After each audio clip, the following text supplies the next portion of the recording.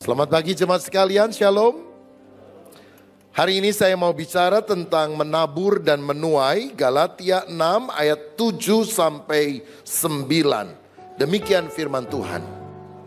Jangan sesat, Allah tidak membiarkan dirinya dipermainkan, karena apa yang ditabur orang itu juga akan dituainya. Sebab barang siapa menabur dalam dagingnya, ia akan menuai kebinasaan dari dagingnya.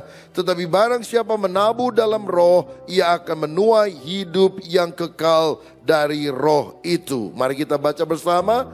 Janganlah kita jemu-jemu berbuat baik, karena apabila sudah datang waktunya, kita akan menuai jika kita tidak menjadi lemah. Dalam kehidupan ini ada satu hukum yang akan berlaku terus dalam kehidupan umat manusia. Apakah saudara percaya atau tidak, siap atau tidak, menerima atau tidak. Hukum ini adalah hukum tabur tuai. Dalam Kejadian 8 ayat 22 dikatakan oleh Tuhan, selama bumi masih ada tak akan berhenti-henti musim menabur dan menuai, dingin dan panas, kemarau dan hujan, siang dan malam.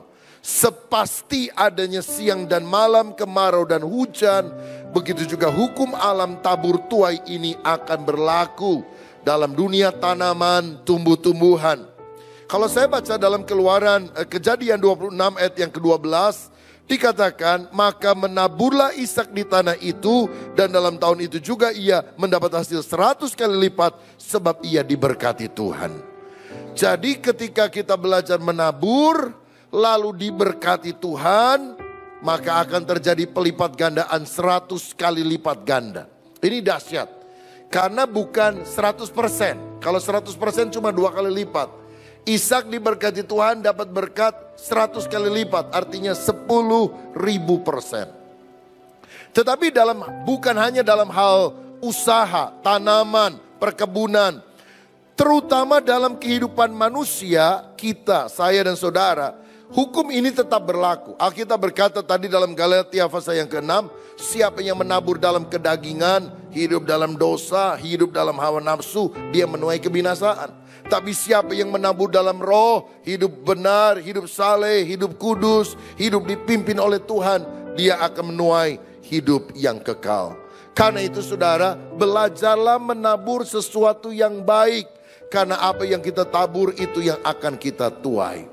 Saya pernah ingat saudara, sebuah kisah sudah terjadi lama berselang. Ada seorang pemuda yang menjajakan barangnya dari rumah ke rumah karena dia adalah seorang salesman, dan keuangan yang dia peroleh dari hasil jualan itu digunakan untuk dia kuliah kedokteran karena dia tidak ada yang mensupport. Satu hari dagangannya nggak ada yang laku, nggak ada yang beli, dia lapar, haus, lalu dia melihat ada sebuah rumah, dia ketuk pintu, permisi kalau boleh mau minta makan. Tapi begitu seorang wanita membuka pintu tersebut, anak muda ini jadi agak mengkeret, agak malu, dan dia bilang, "Bu, saya haus, bolehkah saya minta minum?" Ibu itu bilang, "Oh ya, silakan duduk anak muda, nanti saya kasih air." Begitu dia keluar, dia kasih bukan air biasa tapi segelas susu sapi segar. Anak muda ini minum, lumayan agak kenyang saudara. Dia bilang, "Bu, berapa saya harus bayar?" Padahal dia gak punya duit, hanya basa-basi saja. Tapi ibu itu bilang, "Mama saya mengajar saya waktu kecil bahwa kamu tidak boleh menerima uang pembayaran untuk kebaikan yang kau lakukan dengan tulus kepada orang lain. Jadi kamu gak usah bayar apa-apa, silakan lanjutkan perjalanan." Aduh, terima kasih sekali. Beberapa puluh tahun kemudian, ibu ini sakit keras. Rumah sakit di kota kecil itu tidak bisa menangani, dipindahkan ke kota besar. Dan setelah diobati cukup lama, kondisi membaik. Waktu dia mau pulang, tagihan begitu besar, dia kaget saudara karena uangnya tidak cukup. Bahkan kalau rumah dijual pun mungkin belum bisa membayar pengobatan. Tapi waktu dia baca pada bagian akhir, dia kaget karena ada tulisan besar, "Sudah lunas harga segelas susu." Rupanya tanpa diketahui oleh ibu ini, Anak muda yang dulu sekolah kedokteran sudah jadi dokter spesialis ternama di kota besar. Dan pada waktu dia mendengar nama kota kecil itu disebutkan dan dia masuk ke ruangan pemeriksaan, dia lihat ibu itu. Ibu itu nggak sadar dan nggak tahu juga siapa dokter ini. Tapi dokter itu masih ingat jasa baik yang dilakukan oleh si ibu berapa puluh tahun yang lampau. Dan dia gratiskan semuanya. Nama dokter itu adalah Dr. Howard Kelly. Dan dia lahir tahun 1858, meninggal tahun 1943. Ini sebuah kisah nyata yang menginspirasi bahwa kalau kita menabur yang baik, tanpa kita sadar satu kali kita akan menuai yang baik. Amin saudara. Tapi kalau saudara menabur yang jahat, engkau juga akan menuai yang jahat. Kita akan lihat sebuah video klip yang dibuat oleh orang di Thailand, terinspirasi oleh kisah Dr. Howard Kelly tersebut. Mari kita saksikan bersama-sama.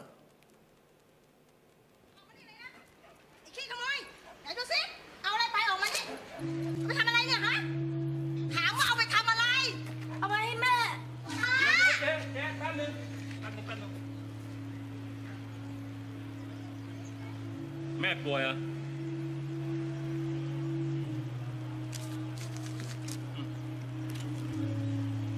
อย่าทำอย่างนี้อีกนะ Muối, cao lẩu.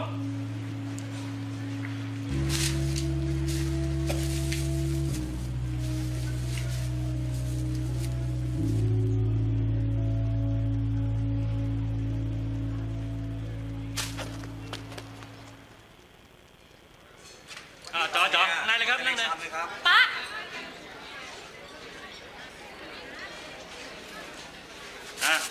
จัดไป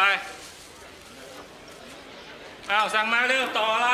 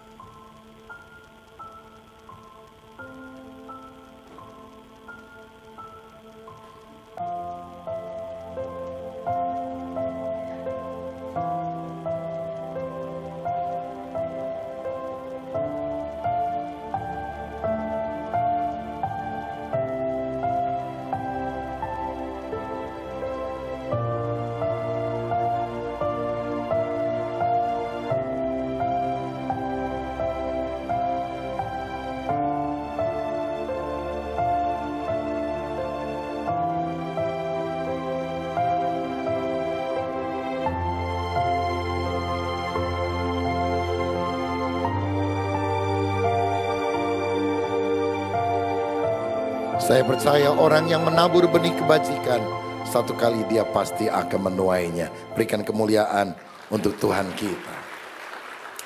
Nah, ada beberapa orang bertanya kepada saya, hukum tabur tuai yang diajarkan oleh Alkitab itu kan sama dengan hukum karma. Hukum sebab akibat yang diajarkan dalam agama Hindu dan Buddha. Saya ingin tunjukkan beberapa perbedaan utama walaupun kelihatannya sepintas ada persamaan. Yang pertama, hukum karma berkaitan dengan reinkarnasi. Dalam agama Hindu atau Buddha, mereka percaya bahwa manusia itu hidup dan mati dalam putaran waktu dan bisa bereinkarnasi bahkan sampai ratusan atau ribuan kali. Dan tidak selalu mesti jadi manusia. Jadi misalnya kalau ada cecek yang baik, di kehidupan yang akan datang setelah dia mati, dia berubah jadi monyet. Monyet yang baik, gak suka curi pisang daripada tetangga, maka dia kehidupan yang lain berubah jadi anak manusia yang lahir dari seorang pengemis. Kalau dia baik, di kehidupan berikutnya dia lahir lagi sebagai seorang anak raja. Begitu dia jadi raja, raja jahat, berubah lagi jadi kodok dalam kehidupan yang akan datang. Jadi berputar begitu. Kekristenan tidak percaya pada reinkarnasi. Ibrani 9 ayat 27 berkata, manusia ditetapkan untuk mati hanya sekali dan setelah itu akan dihakimi. Bukan berulang-ulang hidup dalam kehidupan yang lebih tinggi atau rendah derajatnya pada waktu yang akan datang. Mati, dihakimi oleh Tuhan, menghadapi penentuan apakah surga atau neraka. Yang kedua, hukum karma itu mengajarkan bahwa menabur kebaikan akan mendapatkan upah nirwana atau sorga. Semakin saudara baik, saudara akan masuk sorga sehingga nirwana diperoleh melalui jasa kebaikan manusia. Alkitab tidak mengajarkan itu. Alkitab mengajarkan kita selamat karena anugerah Tuhan. Pemberian cuma-cuma kepada orang berdosa yang bertobat dan beriman kepada Yesus. Efesus 2 ayat 8 dan 9 berkata, sebab karena kasih karunia kamu diselamatkan oleh iman. Itu bukan hasil pekerjaanmu tetapi pemberian Allah. Itu bukan hasil usahamu. Jangan ada orang yang memegahkan diri. Dan ayat 10 berkata, karena kita ini buatan Allah diciptakan dalam Kristus Yesus untuk melakukan perbuatan baik. Allah ingin supaya kita hidup di dalamnya. Jadi kalau agama-agama berkata kamu berbuat baik dulu, mudah-mudahan kamu dapat sorga. Iman Kristen berkata kamu tidak mungkin masuk sorga karena perbuatan baik kamu. Karena upah dosa adalah maut. Tapi kalau kamu bertobat dan beriman kepada Yesus yang telah mati di kayu salib menanggung dosamu, kamu selamat karena iman. Dan setelah kita selamat, kita harus berbuat baik. Karena perbuatan baik adalah buah iman. Bukti bahwa kita sudah diselamatkan. Orang yang bilang saya sudah selamat tapi hidupnya tetap dalam dosa, hidupnya tidak melakukan perbuatan baik, GR dia. Rasanya udah selamat tapi tidak mungkin selamat. Karena orang yang selamat kodratnya baru, dia berbuat baik, dia berbuat kebenaran. Nah, jadi apakah orang Kristen yang sudah selamat, yang sudah lahir baru harus berbuat baik? Tentu saja. Tapi motivasinya bukan saya harus berbuat baik sebab kalau tidak nanti saya ketiban yang jahat. Saya harus berbuat baik supaya nanti saya dapat pahala dari Tuhan. Itu kan agama. Kalau kekristenan, Tuhan baik banget ya sama saya. Sekarang apa yang harus aku lakukan untuk membalas kasih cinta Tuhan kepadaku? Motivasinya bukan sekedar ingin dapat pahala, tapi motivasinya adalah membalas kasih Tuhan yang sudah terlebih dahulu mengasihi kita. Betapa beda hukum karma dan hukum tabur tuai. Yang ketiga, hukum karma mengajarkan kita hanya menuai apa yang kita tabur. Hukum tabur tuai mengajarkan kita memang menuai apa yang kita tabur, tapi ada plusnya. Kita juga bisa menuai apa yang orang lain tabur. Coba lihat ayatnya, Yohanes 4 ayat 37-38. Sebab dalam hal ini benarlah peribahasa yang seorang menabur dan yang lain menuai. Aku mengutus kamu untuk menuai apa yang tidak kamu usahakan. Orang-orang lain berusaha. Dan kamu datang untuk memetik hasil usaha mereka. Jadi dalam hukum karma, saudara tabur yang baik, engkau tuai yang baik. Saudara tabur yang jelek, engkau tuai yang jelek. Hukum tabur tuai juga sama, tapi ada plusnya. Engkau bisa menuai apa yang orang lain tabur. Orang yang nyembah berhala, keturunan ketiga dan keempat, anaknya, cucunya, cicitnya berada di bawah kutuk. Berarti keturunannya menuai kesalahan yang ditabur oleh orang tuanya. Tetapi Alkitab juga mengajarkan orang yang takut akan Tuhan, anak cucunya perkasa di bumi. Mereka tidak akan meminta-minta roti. Mereka akan diberkati dan mereka akan jadi berkat. Siapa yang menabur? Orang-orang di atas kita. Kalau hari-hari ini banyak tempat di Indonesia, orang-orang diselamatkan, orang-orang mengenal Tuhan. orang-orang melihat penglihatan Yesus datang dan berkata, ikutlah aku. Dan karena tidak ada yang menginjili sama sekali, tapi didatangi oleh penglihatan yang menyelokkan, mereka bertobat terima Yesus. Kita berkata, wah luar biasa ya lawatan Tuhan dahsyat di Indonesia.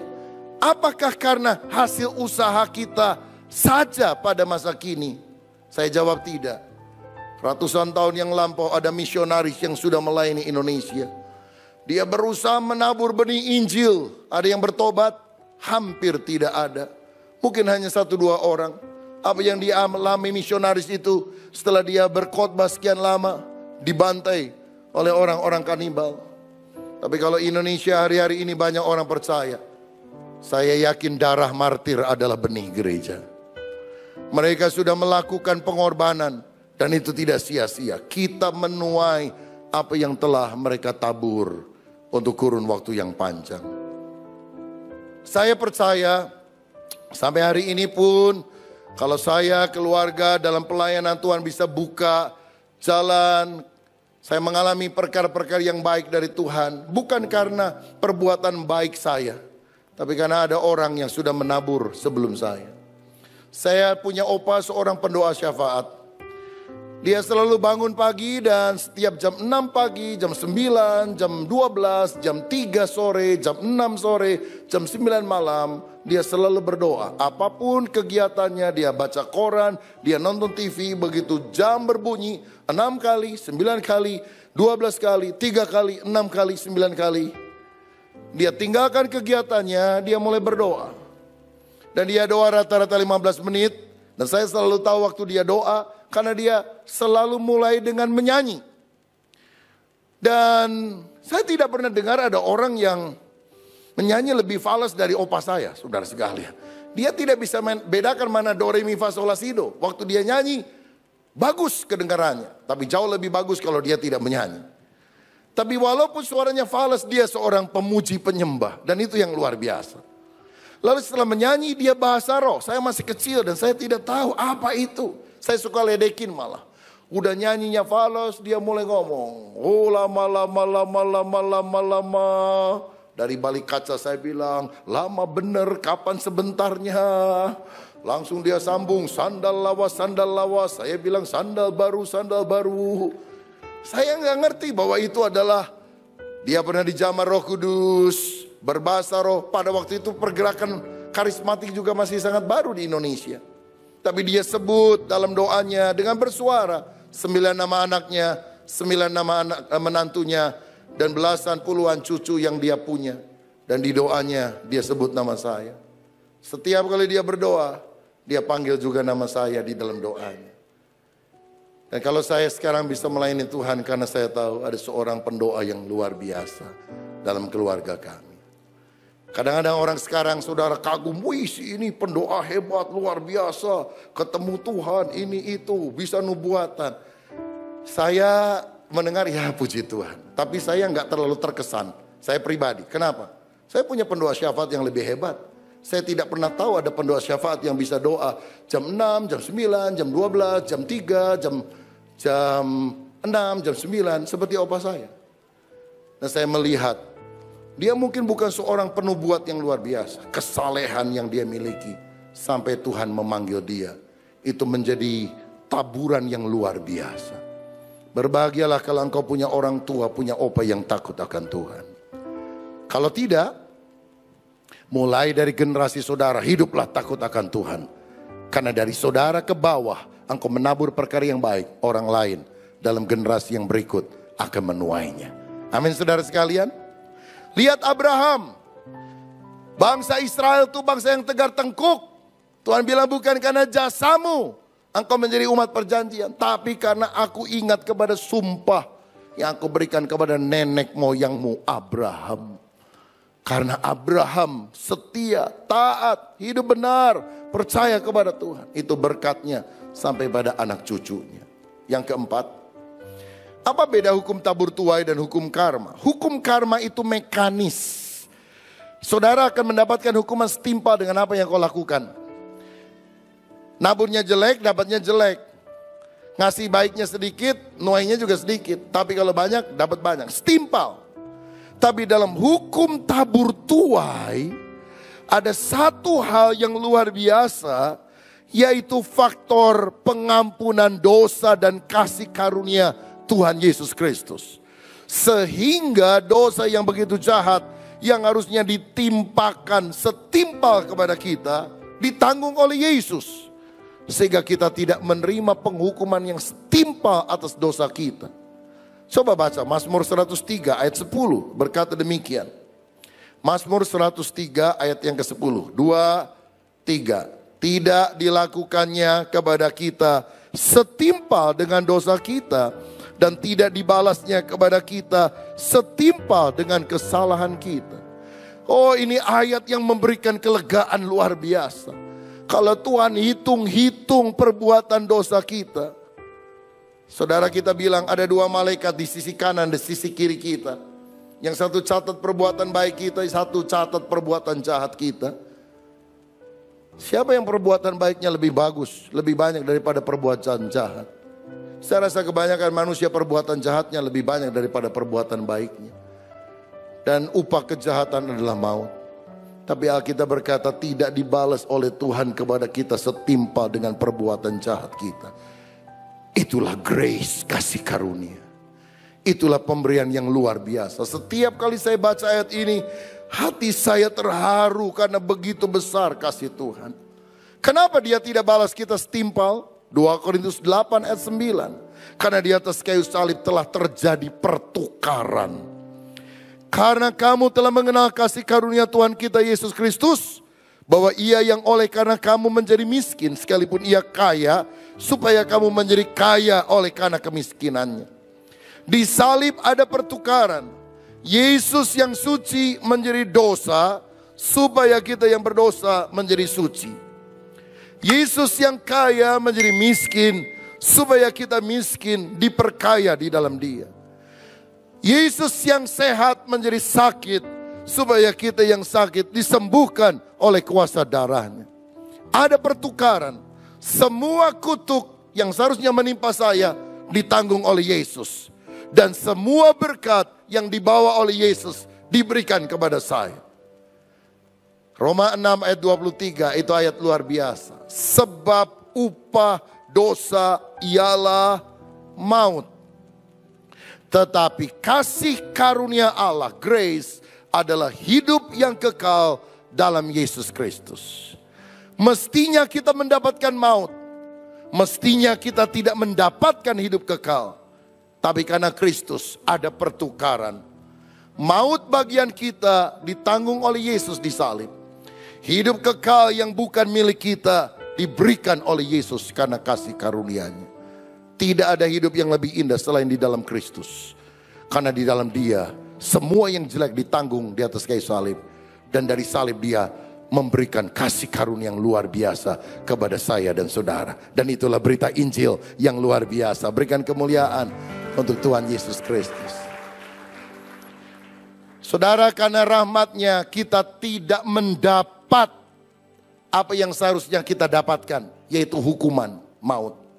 Dan oleh karena kasih karunia-Nya, kita mendapat apa yang tidak seharusnya kita dapat, yaitu sorga. Mestinya dapat hukuman, luput. Mestinya nggak dapat hadiah, dapat. Dan itu semua dikerjakan bukan karena pahala kita, tapi karena korban Yesus di atas kayu salib. Betapa beda sekali hukum tabur tuai dan hukum karma. Karena dasar daripada hukum tabur tuai, setelah kita percaya kita diselamatkan, kita berbuat baik. Karena kita punya motivasi yang sungguh mengasihi Dia. Dan kita sadar, kita melakukan perbuatan baik karena kita sudah diampuni. Karena kita sudah hidup di dalam kasih karunia Tuhan. Nah, jika demikian, apakah saudara mau menuai yang baik atau yang jelek? Tentu menuai yang baik. Bagaimana caranya? Mazmur 126 ayat 5-6 berkata demikian. Orang-orang yang menabur dengan mencucurkan air mata akan menuai dengan bersorak-sorai. Orang yang berjalan maju sambil menangis sambil menabur benih pasti pulang dengan sorak-sorai sambil membawa berkas-berkasnya. Yang menabur dengan mencucurkan air mata pasti pulang dengan membawa sorak-sorai. Siapa yang menabur mencucurkan air mata, dia menuai dengan sorak-sorai. Yang enak itu bagian keduanya, menuai dengan sorak-sorai. Tapi sebelum menuai harus nabur dulu. Kenapa ya Tuhan gak pernah berkati saya? Orang lain kalau kesaksian rasanya enak banget diberkati. Brur, pernah nabur belum? Pak, Ibu pernah nabur belum? Gak pernah nabur, kapan menuainya? Nabur jagung, nuai jagung. Masa nabur jagung nuai kentang? Nabur sedikit, nuai sedikit. Masa nabur dikit, dapatnya banyak. Saudara, kita harus mulai dengan rela berkorban, rela menabur. Orang yang menabur dengan mencucurkan air mata, nanti dia akan menuai dengan bersorak-sorai. Berapa minggu lalu saya khotbah di Amerika Serikat, dan salah satu kota yang saya kunjungi Philadelphia. Saudara-saudara, saya pernah diajak pergi ke satu tempat di Philadelphia, dan tempat ini punya sejarah yang cukup panjang. Lebih dari 100 tahun yang lampau. Ada seorang anak kecil namanya Hetty mau kebaktian di gereja yang kecil, yang kumuh, yang tidak besar. Dan ketika dia lihat ruangan kelas sekolah minggunya udah penuh sesak sama teman-temannya. Nggak kedapetan kursi dia. Lalu dia mau pulang karena nggak kebagian kursi. Untunglah pendeta Russell, gembala sidang di tempat itu melihat, dia bilang, sini nak, jangan pulang, kamu nggak dapat tempat ya. Anak itu digendong, dia bilang, Om pendeta cariin tempat ya buat kamu ya. Jangan pulang ya, jangan nangis. Dia gendong lalu dia cari tempat, anak itu bisa didudukan ikut kebaktian. Sambil anak itu digendong, pendeta bilang gini, nak doain Om pendeta ya, supaya kalau gereja kita punya uang, gereja ini mau diperbesar. Ruang sekolah minggu juga pasti akan diperbesar dan diperbagus. Jadi gak sesak seperti sekarang. Iya Om. Beberapa bulan kemudian Hetty kecil ini sakit dan meninggal dunia. Pendeta Russell juga yang mengemubingkannya. Setelah dikubur, ibu daripada Hetty membawa celengan dan dia bilang, Pak Pendeta, sejak Pak Pendeta bilang gereja mau dipugar lebih besar, anak saya menabung dari uang tabungan di celengannya. Sekarang anak saya meninggal, terimalah ini Pak, walaupun sangat sedikit, tapi biarlah Bapak terima sebagai pemberian. Begitu dibuka celengannya isinya cuma 57 sen, saudara. Tetapi pendeta terharu karena dia lihat bukan nominalnya, tapi niat kerelaan berkorban dari anak kecil ini. Minggu depan dia saksikan di gereja, orang-orang terharu karena ini seperti 5 roti dan 2 ikan yang kecil saja. Tapi di tangan Tuhan bisa menjadi berkat untuk 5.000 orang. Seorang tiba-tiba angkat tangan dan berkata, Pak Pendeta bolehkah saya beli uang 57 sen itu? Dan saya akan ganti dengan uang saya 250 US dollar. Tentu saja pendeta memberikannya. Seorang jemaat angkat tangan lagi, Pak Pendeta saya mau beli, nggak usah duitnya lah. Saya mau nyumbang 1.000 dolar. Yang lain angkat tangan, saya mau nyumbang 3.000 dolar. Dalam waktu singkat terkumpullah biaya untuk membangun sebuah gereja yang sekarang ini diberi nama Baptist Temple, sebuah gereja dari batu jadi heritage. Dan kalau saudara pergi ke kota Philadelphia, saudara bisa ketemu dengan gereja ini. Nah saudara sekalian, selain gereja ini, Tuhan juga memampukan pendeta Russell membangun sebuah universitas yang sampai hari ini masih ada. Namanya Temple University. Kalau ini gerejanya Baptist Temple, itu Temple University. Yang anggotanya ribuan orang dan masih melakukan kegiatan belajar mengajar di universitas yang cukup terkenal di Philadelphia ini. Siapa yang memulai menabur? Seorang anak kecil dengan taburan 57 sen. Tapi ini seperti snowball, bola salju yang menggelinding, menggerakkan hati orang lain sehingga orang lain juga ikut menabur. Kalau saudara belajar menaburkan yang baik, tidak akan sia-sia. Itu akan menginspirasi banyak orang untuk mengikuti cara kehidupan saudara. Dan engkau akan menuai pada akhirnya. Yang kedua, kalau kita ingin menuai hal-hal yang baik, selain rela berkorban, tekun menabur, saudara harus tekun dalam prosesnya. Nggak ada petani hari ini tanam padi, lalu dia tungguin karena besok dia ingin menuai. Cukup lama. Bisa kesal, bisa kehilangan harapan kalau kita tidak jaga. Karena itu dikatakan janganlah jemu-jemu berbuat baik, karena kita akan menuai jika kita tidak menjadi lemah. Karena apabila sudah datang waktunya, kita akan menuai. Berarti kita tabur sekarang, jangan harapkan balik sekarang. Tabur saja yang baik. Kalau saudara suka melakukan kebaikan, engkau akan terima berkatnya, mungkin bukan dari orang lain yang saudara tolong itu. Tuhan bisa berikan berkat melalui orang lain. Justru kalau kita menabur di sini, lalu kita ingin orang itu membalas, itu ada pamrih. Kalau kita memberi tanpa pamrih, Tuhan bisa gerakan lebih banyak orang atau siapapun juga, bahkan yang kita tidak kenal, untuk memberkati kita. Tekun di dalam proses waktu. Misalnya kalau kita mendidik anak, saudara sekalian, pada saat kita mendidik anak, itu prosesnya kan lama. Anak sekarang disuruh belajar sekali, apa bisa? Nak, belajar. Iya mah, saya belajar. Dia matiin TV langsung belajar. Apa kira-kira anak saudara seheboh begitu? Saya rasa tidak. Nak, belajar, diam dia. Nak, belajar, nonton TV. Nak, belajar, masih ada filmnya rame. Nak, belajar, udah keluar taringnya, baru dia belajar. Besok ulangan dapat 3. Kenapa jelek? Loh, mami juga dulu kan jelek. Saya dari mana IQ pinternya dapat? Waduh, saudara sekali. Anak sekarang udah bodoh, alasannya banyak lagi, saudara. Tapi tekunlah di dalam proses waktu, misalnya dalam pendidikan anak, maka kita akan menuai hasil yang berlipat ganda. Nah, jika demikian, apa yang perlu kita tabur? Yang pertama, kita perlu menabur benih kebajikan. Lakukan benih kebajikan. Kalau ada orang jahatin kita, lalu kita terpancing jahatin dia, kita jadi orang jahat, saudara. Alkitab berkata, jangan kamu kalah terhadap kejahatan, tapi kalahkanlah kejahatan dengan kebajikan. Kalau kita menabur kebajikan, maka kita akan menuai kebajikan juga. Yang kedua, tabur harta di sorga. Lukas 12 ayat 33 dan 34 berkata begini. Jualah segala milikmu dan berikanlah sedekah. Buatlah bagimu pundi-pundi yang tidak dapat menjadi tua, suatu harta di sorga yang tidak akan habis, yang tidak dapat didekati pencuri, dan yang tidak dirusakkan oleh ngengat. Karena di mana hartamu berada, di situ juga hatimu berada.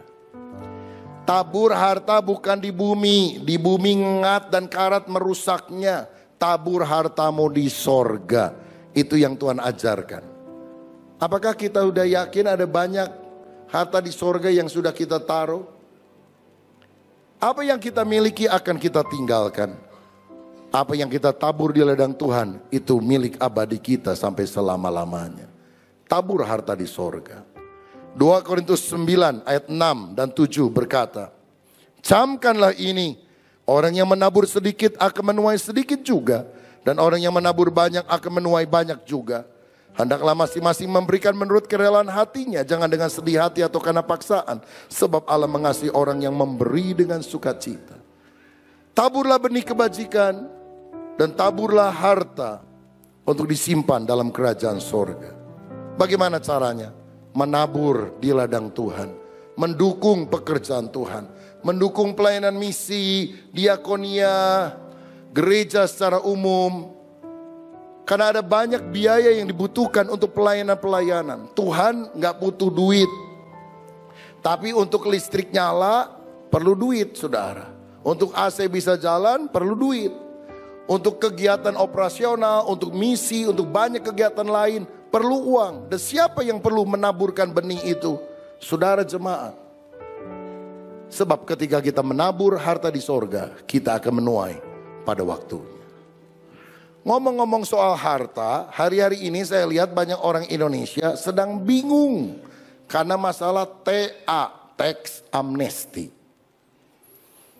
Saudara bayangkan bahwa semua yang belum diakui dalam SPT tahunan, surat laporan pajak, Kalau ketahuan nanti akan didenda sampai 200%. Bahkan kalau misalnya kita punya harta 1 miliar, kalau udah lewat tax amnesty tidak dilaporkan, tidak didaftarkan, maka didenda 90% dari seluruhnya. Jadi dari 1 miliar 900% saudara mesti bayar, cuma 100 juta yang sisanya. Bayangkan saudara. Nah karena itu sampai bulan September ada tax amnesty, dendanya baru 2%. Waduh, banyak orang bingung sekarang saudara. Waduh, gimana ya tax amnesty? Nanti hari Kamis ada seminar nih tax amnesty di sini. Ini pembicaranya udah bicara minggu yang lalu di Bandung. Minggu sebelumnya saudara ada KKR di Bandung. KKR, pendeta terkenal yang datang cuma 300. Begitu tax amnesty yang datang habis 1000 loh saudara sekalian. Sampai dari ruangan bawah, karena kita kan pikirnya di ruang bawah aja dah. Wih, belum mulai udah penuh. Jadi semuanya dipindahin ke ruangan atas. Kagak pernah terjadi nih. Saya pikir-pikir rupanya jemaat ini sok papaehan saudara-saudara. Kalau nggak punya duit ngapain dia datang tax amnesty. Tapi itu penjelasannya penting loh. Kalau saudara punya uang tidak dilaporkan, waduh celaka dah. Nah jadi kita dengar nih banyak hikmat melalui pelajaran tax amnesty. Mesti bayar 2% dendanya. Nah masalahnya gini, ada orang duit gak punya dia, keluarga sederhana. Cuma dulu dia dapat warisan dari papahnya. Papahnya dapat warisan dari engkongnya. Warisan apa? Warisan rumah.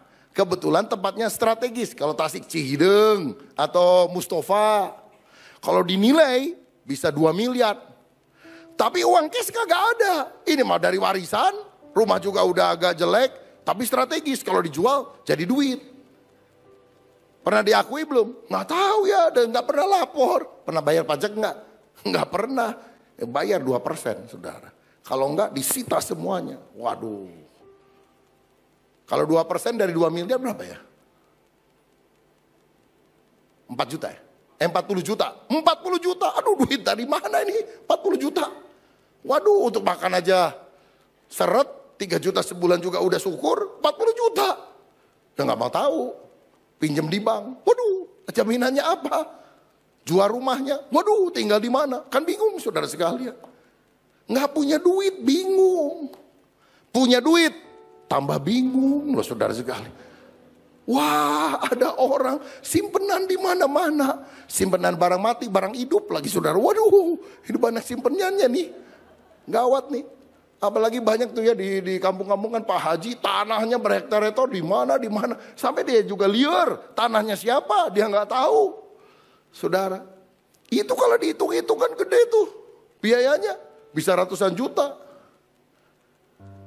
Gak punya duit bingung, punya duit bingung. Gimana bayarnya? Ini ada tanah nih, tapi duit cashnya kagak ada. Gimana caranya? Nanti hari Kamis datang. Tapi saya kasih jawaban yang paling simple, paling mengena. Saudara, kalau mau bayar tax amnestinya kan gak punya duit. Gini aja, aset saudara kasih, hibahkan ke gereja. Karena gereja itu kan bukan objek pajak nih saudara ya.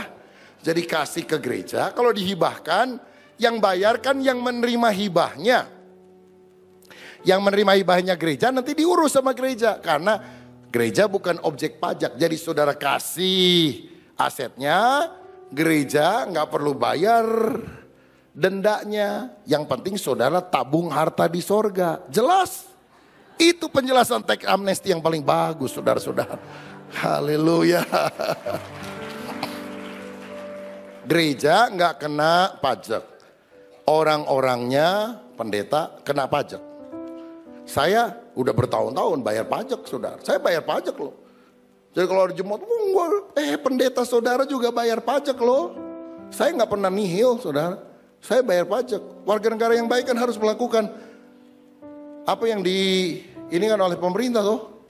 Waduh pendeta aja bayar pajak masih jemaat papaehan saudara sekalian.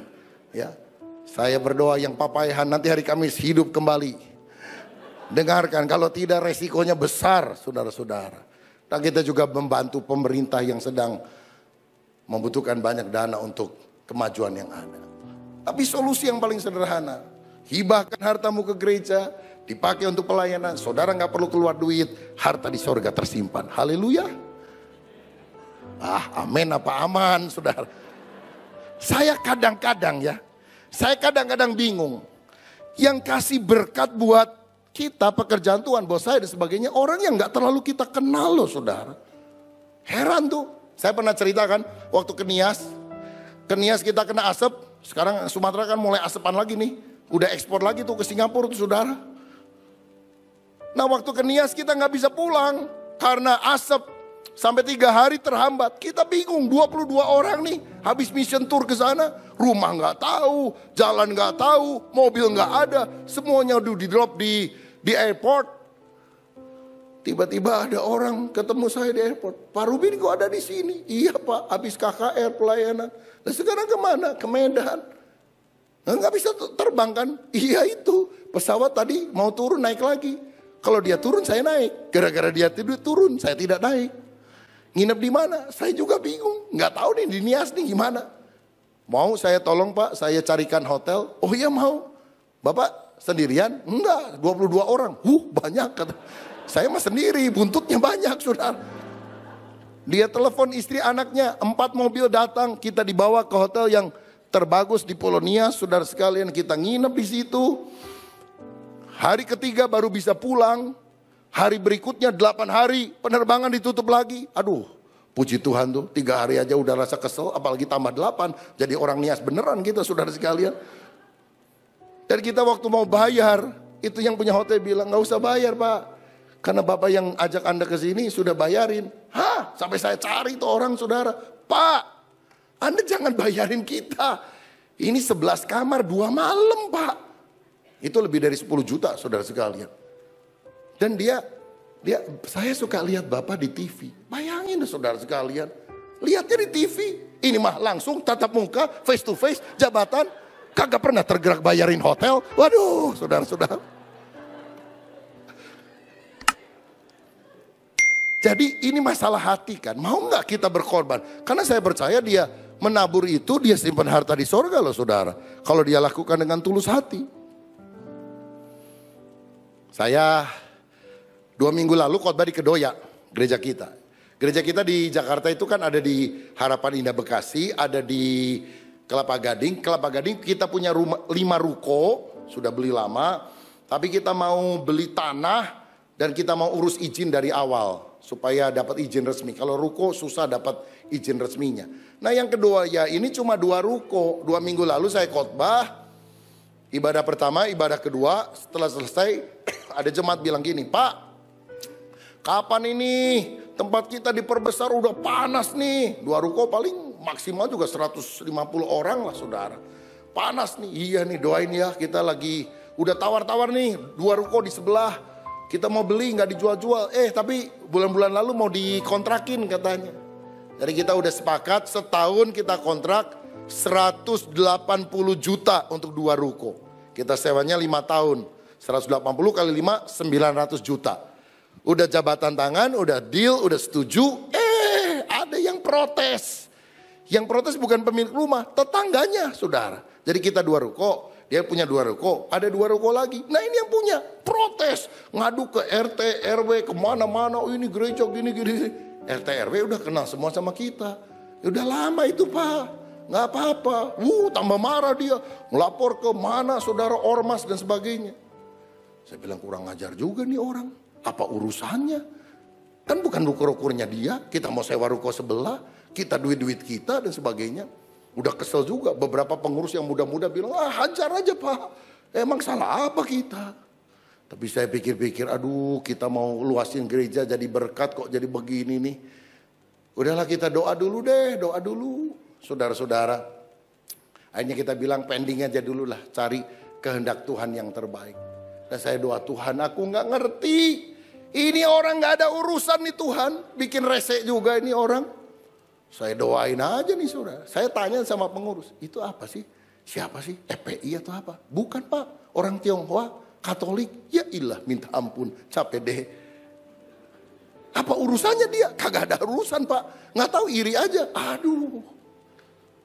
Saudara, lagi kita dihambat gini. Tiba-tiba persis di depan kita itu ada supermarket bagus namanya. Lantai 1 supermarket, lantai 2 food court, lantai 3 kantor. Luasnya 2 lantai 800 meter persegi lah kira-kira. Lumayan gede kan 800 meter. Saudara. Dia dengar kita mau perluas gereja.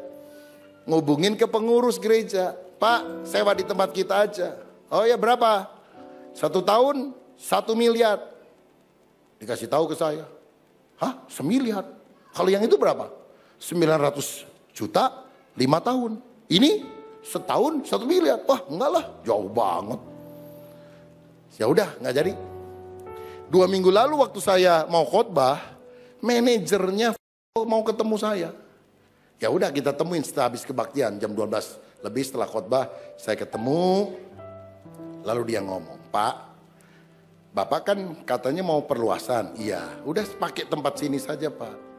Ya tapi kan 1 M Bu. Kita nggak mampu nih 1 M 1 tahun loh. Karena kan kalau gereja itu kan dari persembahan toh. Nah persembahan mau-maunya jemaat. Kalau setahun 1 M, belum alat-alatnya, belum apanya berapa. Nah persembahan kan mau-maunya jemaat. 10 ribu, 20 ribu. Yang nyumbang 100 ribu aja sudah merasa berjasa. Karena itu kan nggak bisa dipaksakan. Kan kolektan juga kalau mengadakan begitu. Kalau saudara nggak mau kasih, kan nggak dipaksa. Kalau nggak kasih kan nggak berdiri terus kolektannya. Kasih. Kalau nggak saya nggak jalan. Kan nggak begitu saudara sekalian. Kan mau-maunya jemaat. Kadang-kadang ada orang bilang, oh gereja minta duit. Siapa yang minta duit? Saudara tergerak, saudara nyumbang. Saudara tidak tergerak, saudara nggak nyumbang juga. Nggak ada yang usil sama saudara. Betul nggak saudara? Apa pernah dipaksa-paksa? Kadang-kadang saya lihat orang yang suka nyumbang, diem. Orang yang kagak mau nyumbang, suka ngomong-ngomong. Saudara-saudara, bukan di sini, bukan di Tasik. 1 M saya nggak sanggup. Ya Pak, saya juga udah dengar dari pengurus Anda. Jadi saya langsung ngomong sama owner.